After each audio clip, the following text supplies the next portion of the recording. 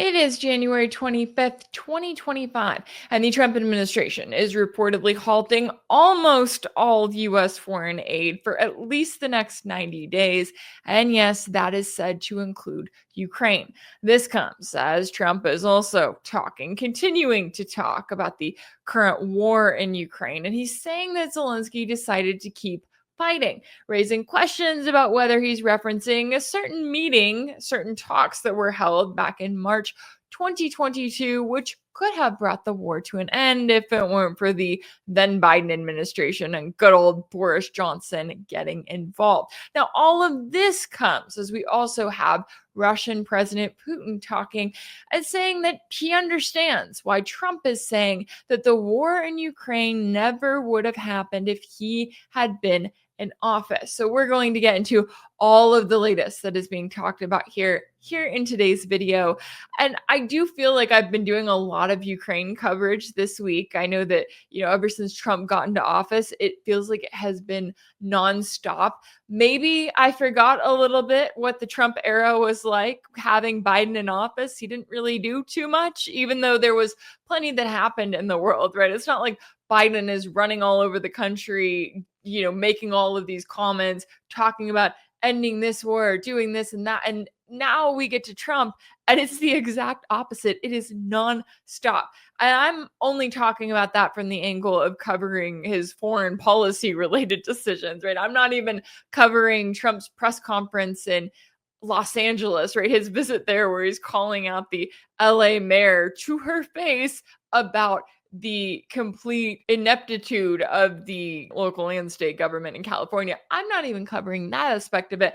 I'm literally just focusing on what he's doing foreign policy wise, and it still feels like it is nonstop. So if you enjoy my coverage, right, if you enjoy these videos, if you want even more content from me than you're already getting in my free feed, then you have the option to sign up as a paid subscriber. I remind you all about this because look, at the end of the day, I am working as an independent journalist. My income comes from YouTube and from my paid subscribers on Substack, Patreon, and from whatever donations I get on Buy Me a Coffee. And I am a one-woman band, right? I do all of the research, writing, filming, editing, promotion, every single aspect of the videos that you see when you see them pop up on your feed. I am doing all of that. And I'm grateful to be doing all of that. But also reminding y'all too, if anything in my work resonates with you, if you want to see even more content, then you can do so by signing up as a paid subscriber. It truly means the world to me. And I am so grateful for all of you who are already actively supporting me. All right, let's get into today's video. So one of the things that I have seen over and over again over the last few days are these reports that the Trump administration has decided to halt almost all foreign aid, except for apparently Israel and Egypt. They still get foreign aid from the US, but the rest of the countries, it is going to be suspended for the next 90 days. You've got Politico reporting that the order, which, quote, shocked State Department officials, appears to apply to funding for military assistance to Ukraine. They also said it had not been clear from the president's order if it would affect already appropriated funds or Ukraine aid. Now, I'm really curious to see what we find out about on this because I'm hoping we're going to start to see at least a State Department press conference this coming week, maybe even a White House press conference, and get some answers on kind of what is happening here because I've seen all of these reports, but it seems to be up in the air when it comes to, okay, what does that mean, right? Are we still going to see regularly scheduled aid going to Ukraine? Has that been suspended? What is this 90-day mark, right? What is the point of this? Is this just to grab headlines and then the Trump administration turns around and quietly continues the aid? They're just kind of making their big headline moment here, or is there more to it? We don't seem to know yet. The fact that Ukraine is being included makes me think that there wasn't much that the US government was going to be doing for Ukraine anyway, or that there's some kind of caveat there. I could be wrong on that, but I'm very curious to see what actual confirmation we get, because up until this point, it has just been anonymous sources and reports say, and it has been frustrating, I will say, to follow this and to try to figure out, like, okay, what is actually happening here so that I know, so that I can communicate it to all of you who are watching this video. And being in a position of feeling like I'm just hitting dead end after dead end is where I'm currently at when it comes to this story. So I will be following up on this one because I want to get to the bottom of this to know what is actually going on, what the actual order from the Trump administration says, and whether or not Ukraine is included, because that could make things very interesting. Now, meanwhile, while Trump isn't talking about foreign aid, he is still talking about Ukraine. He had a sit-down interview with Fox News and Sean Hannity, which I thought it was really interesting because one of the things we've heard from Trump over and over again, whenever he talks about Ukraine, he insists that, oh, we never should have gotten into this war, right? This would not have happened if I was in office, if it wasn't Joe Biden. This should not have happened. And one of the things that I've said was, look, Trump, you're right. But also, you have to fast forward up to 2025. You can't just keep living in this world of, oh, this war should never have happened. We all agree, we all, meaning me and Trump and, some other people I'm throwing in there, right? I know that Biden is more than happy to have this war happen, and so were a number of people within his administration.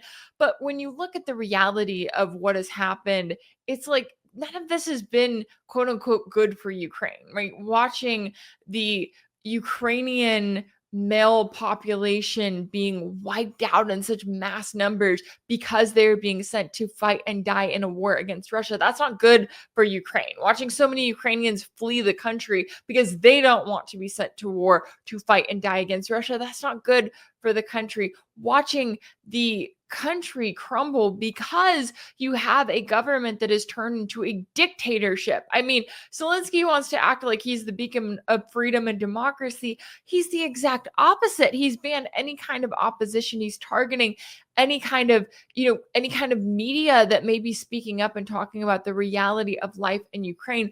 Zelensky is standing against all of it. And I thought it was very interesting that when you have Trump talking about this, every time I feel like he kind of takes it a step further. And in these latest comments, he talked about Zelensky and what Zelensky quote unquote decided to do when it came to this war. Zelensky was fighting a much bigger entity.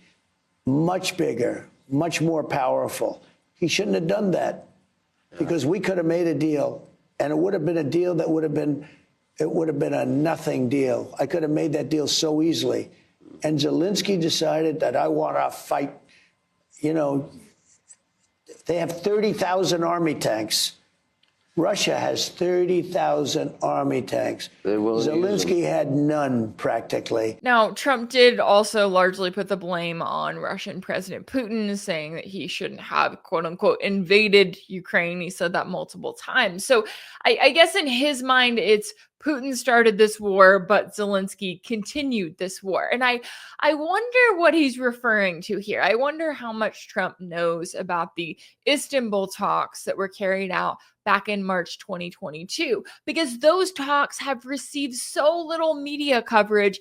And that has been on purpose, right? That has been the goal, is for there to be a complete media blackout, because that was a meeting.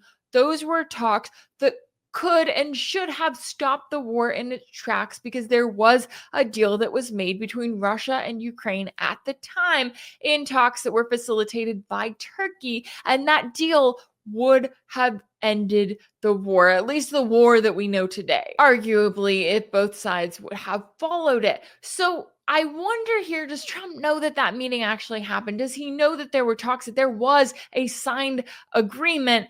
And that then a couple weeks later, Boris Johnson comes to Kiev for a surprise visit in April 2022. And then all of a sudden, Zelensky is pulling back out of those talks. Because the thing that Trump gets wrong here is claiming that Zelensky had any sort of a decision here, right? Claiming that Zelensky did anything. No, Zelensky is a puppet. Now, I am going to guess that Trump knows that he's a puppet and that he's just kind of playing along here. I'm going to assume, if you will, that Trump is well aware of the role that Zelensky plays, but he's putting the blame on Zelensky. He's acting like, look, Putin started this war. Zelensky decided to keep it going. He refused to make a deal. And the way that Trump says it, he sounds like he knows about that meeting. He sounds like he knows that there was a pause, a moment when Russia was willing to not only come to the table, but to pull their troops back from Kiev, to say, okay, we made this agreement. We are going to make good on our end of the agreement as long as you are. And then they saw that Kiev was not willing to make good on its end of the agreement. And I would guess that when it comes to these upcoming talks between Donald Trump and Vladimir Putin, that we are going to hear those Istanbul talks brought up, right? You are going to have Putin very likely say, hey, look, we did not want this, right? Look at all of the times in late 2021 that we tried so hard to get the US to talk to us, to get an agreement, to get our security concerns acknowledged by literally anyone that had power in the NATO alliance, right? We tried to go a different route. And then we tried, after this war had already started, you've got Russia saying, look, and then we tried with these talks in Istanbul, and the US refused. And for Trump, it's actually really simple here. It should be really simple, because he can argue that this is not his war. Now, I would argue that there were policies from his first term in office that helped escalate tensions and that got us to the point where we are in this war. But Trump doesn't have to say that. All he has to say is, look, this is Biden's war. I want this war to end. I want there to be some sort of a deal, blah, blah, blah. That's really all he has to do. It's going to be up to Russia ultimately as to whether or not they want to trust the West enough to enter into a deal. I don't know that they necessarily do. If there is any kind of agreement, I think it's going to be one where Russia needs to demand a lot, right? They need to make it known that they are currently winning this war, that they are in the winning position, and that there's not anything that NATO has done or is going to be able to do anytime in the near future to change the reality on the battlefield. And even though I have been very critical this week of Trump for his rhetoric, when he's claiming that, oh, Putin just needs to make a deal. He's threatening Putin and telling him that it's going to get worse for Russia. He's saying that, Russia is destroying itself with this war. Even though I have been critical of his comments, and I don't think that that is the smartest approach, I also think it's interesting the response that we have gotten from Putin himself. Because while he hasn't responded to those comments directly, he has kind of given Trump a little bit of leeway with some of the comments that he has made. Because as we heard from Putin this week, he told a reporter for Russia One TV that, quote, I cannot disagree with him that if he had been president, if his victory hadn't been stolen in 2020, perhaps the crisis in Ukraine that arose in 2022 wouldn't have happened. Now, I've seen this reported a number of ways. I've seen it reported as Putin coming out and saying, oh, yes, the 2020 election was stolen and Trump definitely would have prevented this war.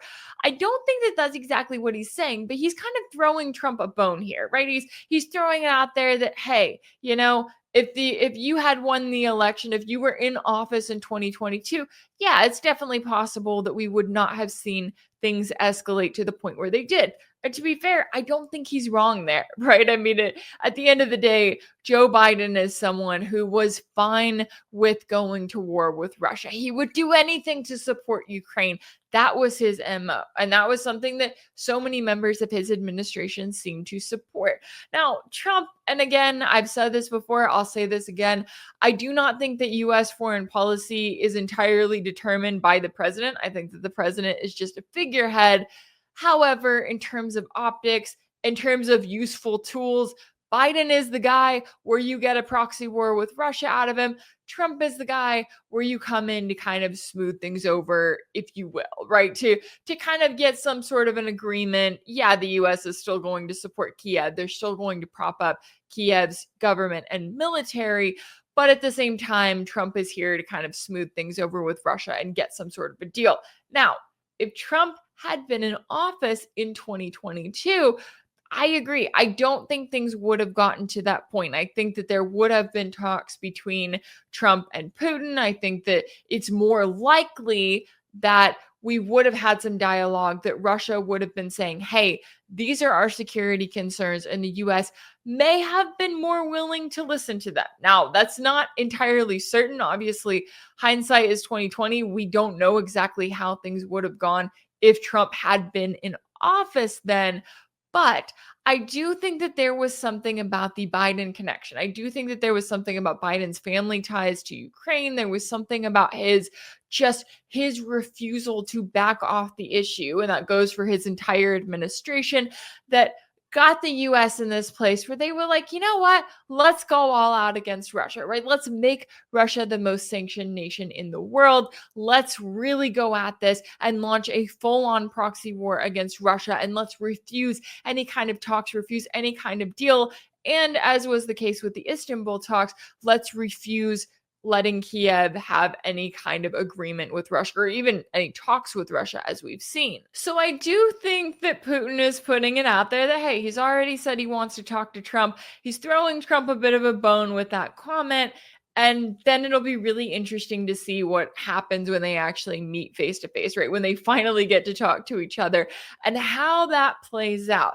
I do think it's interesting, though. I mean, we have Trump in this position. He's met with Zelensky multiple times. He hasn't said anything about specifically cutting off U.S. support for Ukraine. Now, I do think that this whole foreign aid, halting that for 90 days is a bit of a stunt, that's something that his State Department is going to be able to brag about doing. But I also think it's interesting, you've got Bloomberg reporting that Trump is not willing to take part in paying for Ukraine's reconstruction, with their report saying that Trump's team has signaled that it doesn't intend to engage directly in rebuilding the country, suggesting that this responsibility would be handled by the private sector. Now, to me, that's just a headline saying that, okay, just because Trump himself or the federal government isn't officially involved, well, the US private sector, wink, wink, can be very directly involved. And that's what I would expect at the end of the day. But it is interesting to see these optics as we kind of build up to these talks between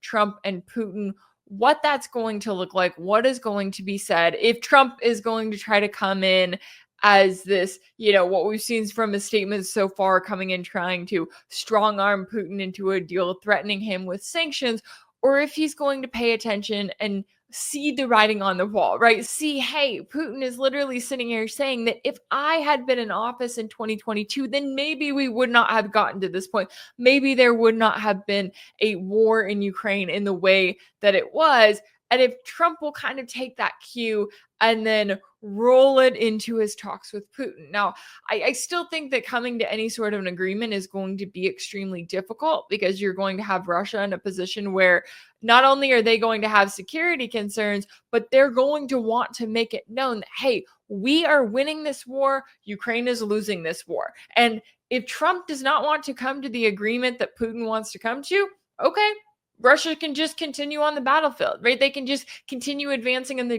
Donbass region. They can continue with their current momentum, and then maybe they can talk to the US a few months down the road and revisit things then, when things are even worse and worse for Ukraine. And to act like Zelensky has any sort of decision here, it's incredibly clear that he doesn't. I think it needs to be known that he does not, that he is just a puppet for the US. And that's why you have Russia so focused in on, okay, let's have talks with the US, because they know that Washington is the puppet master at the end of the day. So they're not even going to play the game of, going to Zelensky and trying to talk to him. No, why would they? They're going to go to Washington. They're going to go to the US government, because they know that that is the root of the proxy war against them. So I'm very curious to see how things develop, what talks we do see, and I will be here to cover it all along the way. So if that is content that you're interested in, please do be sure to make sure that you are subscribed. If anything in this video resonated with you, leave a comment. Let me know what you think about it. Share it with your friends and family, all that good stuff. And as always, if you want to keep up with all of my work, make sure that you're subscribed to my page on Substack. That's rachelblevins.substack.com. That's where you'll find ad-free videos and new weekly episodes of my exclusive series for paid subscribers called Sanctioned. You can also check out Sanctioned over on my page on Patreon. That's patreon.com/Rachel Blevins. As always, thank you all so much for all of your support, and I'll see you next time.